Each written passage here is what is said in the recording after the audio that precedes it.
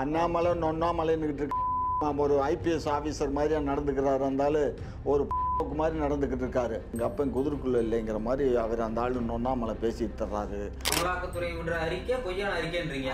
1 லட்சம் கோடி டாஸ்மாகில் ஊழல் அண்ணாமலை பேசினாரா? அதுக்கப்புறம் என்ன பண்ணார்? 25 லட்சம் கோடி சாரி 25,000 கோடின்னாரு.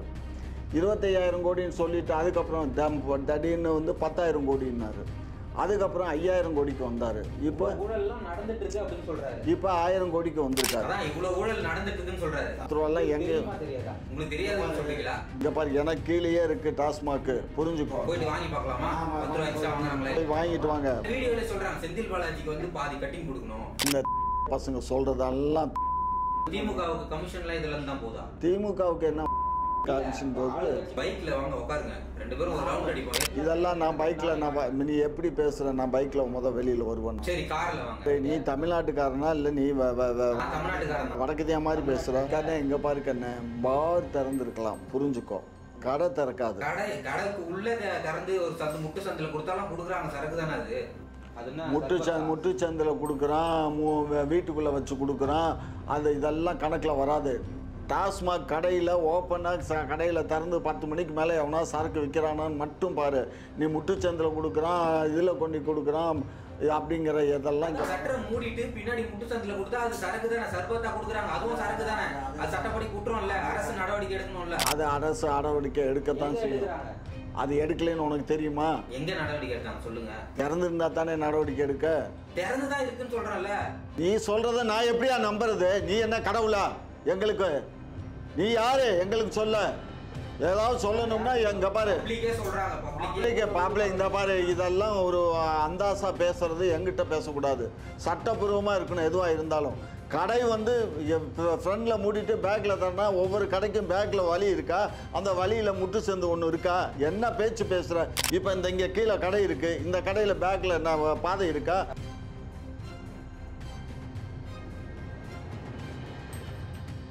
எஸ்வி ரியல் எஸ்டேட் மற்றும் உங்கள் ப்ராப்பர்ட்டிஸ் வழங்கும் சிஎம்டிஏவால் அங்கீகரிக்க பெற்ற அனைத்து வசதிகளுடன் கூடிய வீட்டு மனைகள் ரெடி. மாதவரம், பொன்னேரி, மீஞ்சூர் பகுதிகளில் உடனே வாங்கிட இன்றே தொடர்பு கொள்வீர். தொடர்பு கொள்ள வேண்டிய தொலைபேசி எண் 9791175755.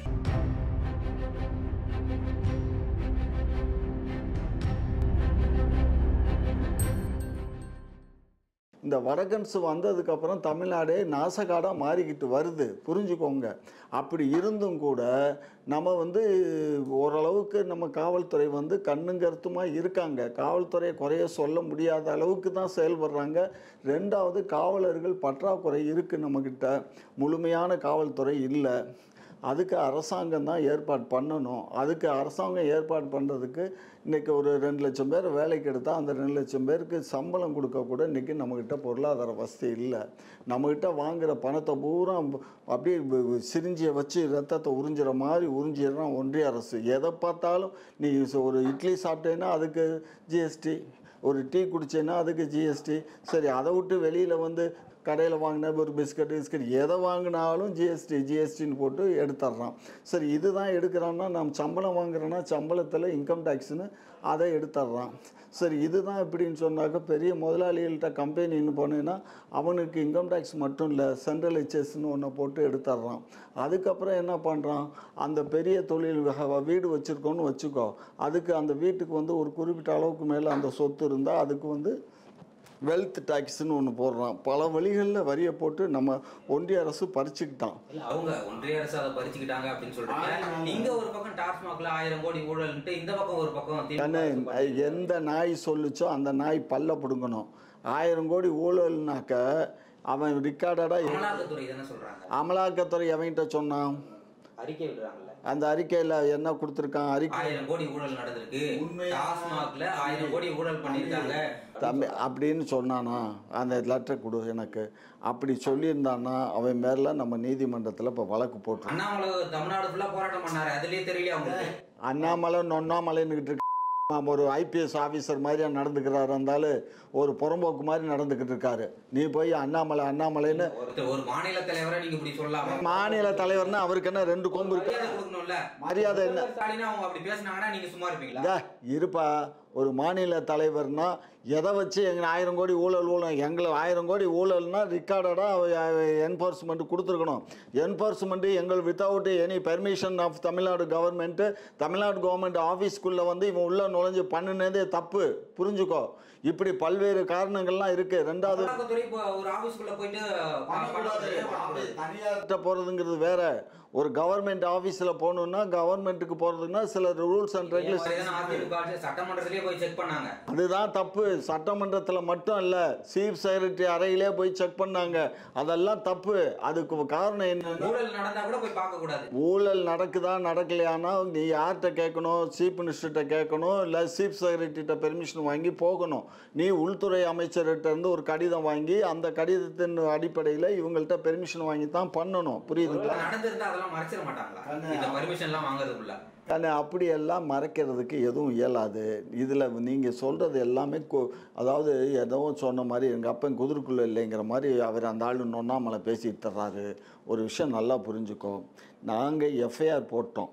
எங்கள் இதில் இந்த மாதிரி நிறைய கையாடல் பண்ணியிருக்கானுங்க அந்த பணத்தில் அப்படின்னு சொல்லி கீழே வேலை பார்க்குறவங்க மேலே ஒரு 7-8 பேரில் எஃப்ஐஆர் போட்டாச்சு.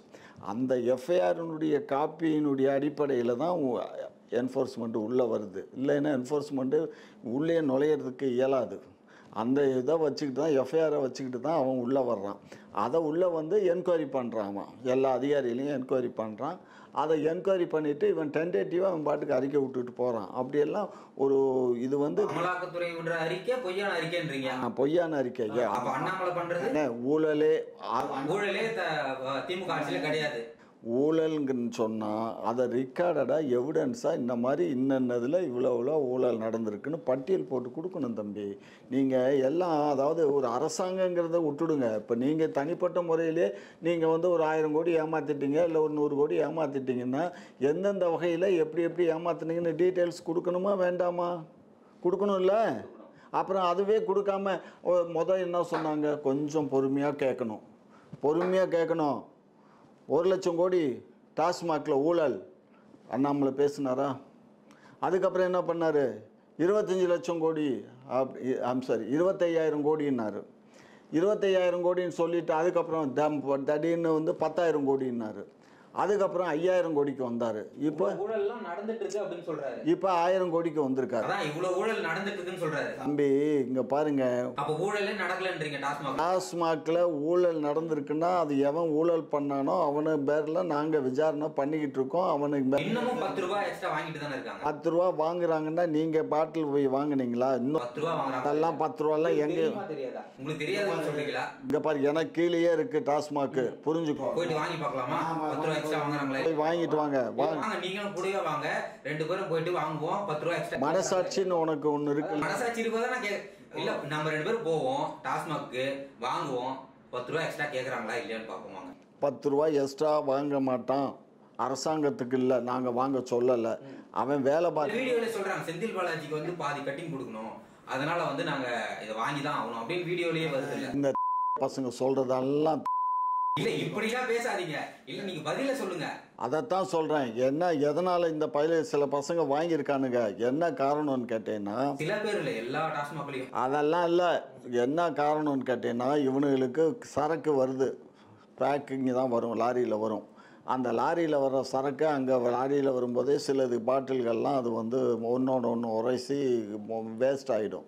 இங்கே இறக்கி வச்சு குடோன்லேயும் இறக்கி வச்சு இவங்க அடுக்கிறாங்க, தூக்குறது வைக்கிறது, இதில் எல்லாம் கொஞ்சம் இப்போ வேஸ்டேஜ் வரத்தான் செய்யும். ஆனால் இந்த வேஸ்டேஜை வந்து கவர்மெண்ட்டில் கணக்கு காட்ட இயலாது. கவர்மெண்ட்டு வந்து மொத்தமாக என்ன போட்டிருக்கோ அதுக்கு சரக்கு உனக்கு வந்தாச்சுன்னா அவன் கையெழுத்து போட்டு கொடுத்துருவான். அதனால் அந்த இன்டர்னுக்கு தான் அவங்க பில்லை போடுவாங்க. அப்போ இவன் என்ன பண்ணுவான்? இவனுக்கு ஒரு 10 பாட்டில் 20 பாட்டில் போச்சுன்னா அதுக்கு என்ன பண்ணுவான்? அந்த பணத்துக்கு அதுக்கு தான் இந்த மாதிரி வசூல் பண்ணி அந்த நாயை அதை சரி வசூல் பண்ணி சரி பண்றாங்க. திமுகவுக்கு கமிஷன்ல இதெல்லாம் தான் போதா? திமுகவுக்கு என்ன கமிஷன் போகுது, ஆளுங்கட்சிக்கு கமிஷன் எல்லாம் போகுது அப்படின்னு சொல்றாங்கல்ல. எவனோ ஒருத்தன் சொல்றான்னு ஒரு 24 மணி நேரம் எப்படியா போகும்? 12 மணில இருந்து நைட்டு 10 மணி வரைக்கும் கடை திறந்துருக்கணும். 24 மணி நேரம் திறந்துருக்கு அப்படின்னு யார் சொன்னா? இல்ல கடையெல்லாம் நிறைய பார்க்க முடியும். 12 மணிக்கு திறக்கணும், 10 மணிக்கு மூடணும். இதுக்கு இடையில அவன் வந்து திறந்தான் அப்படின்னு சொன்னாக்கா அவன் சட்டப்படி குற்றம். அது எந்த கடை திறந்துச்சு என்னன்னு கடையை சொல்லுங்க, வேற யார்ட்டையும் நீங்க சொல்ல வேணாம், என்கிட்ட சொல்லுங்க. நான் அந்த கடையினுடைய நிர்வாகிகள் மீது நடவடிக்கை எடுக்க சொல்றேன். அவ்வளவுதான் செய்ய. பைக்ல வாங்க உட்காருங்க, 2 பேரும் ஒரு ரவுண்ட் அடிப்போம். இதெல்லாம் நான் பைக்ல நீ எப்படி பேசுற? நான் பைக்ல வெளியில வருவேன். சரி கார்ல வாங்க. எப்ப எத்தனை மணிக்கு?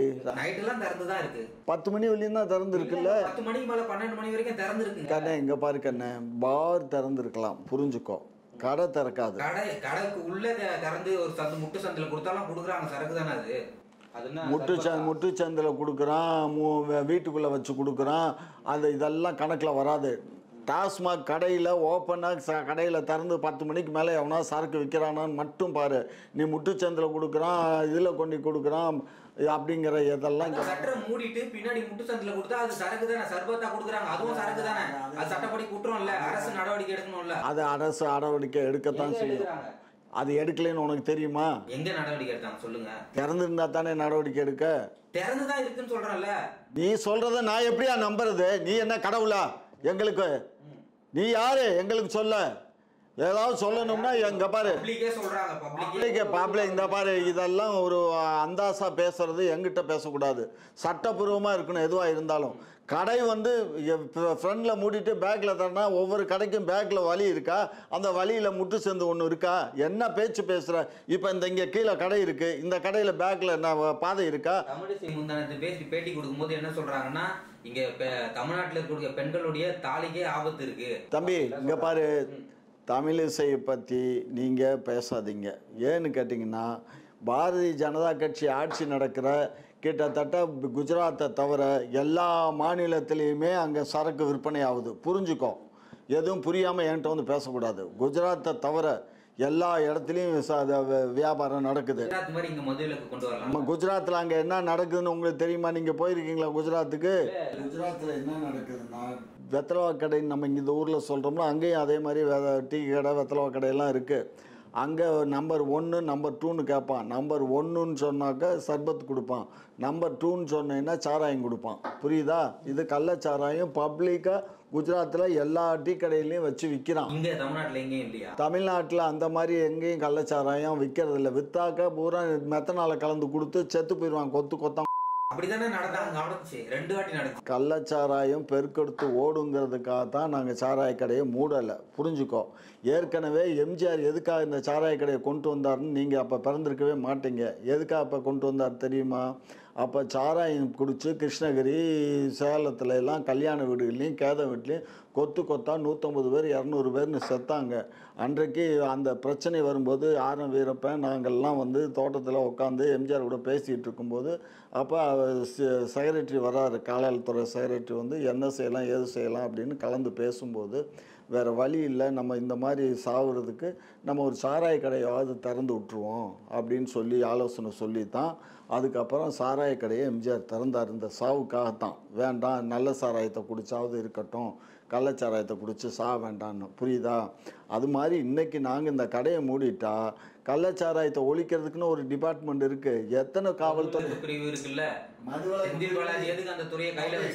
மதுவிலக்கு பிரிவில் எவ்வளோ காவலர் இருக்காங்க கணக்கு பண்ணி பாருங்க. ஒரு டிஎஸ்பி ஒரு மாவட்டத்துக்கு ஒரு டிஎஸ்பி இல்லை, ஒரு ஏரியாவுக்கே ஒரு டிஎஸ்பி தான்.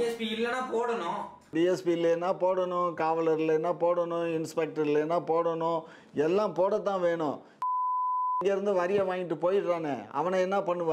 நாங்கள் எங்கே சம்பளம் கொடுக்க காசு இல்லையா, என்ன பண்ணுறது?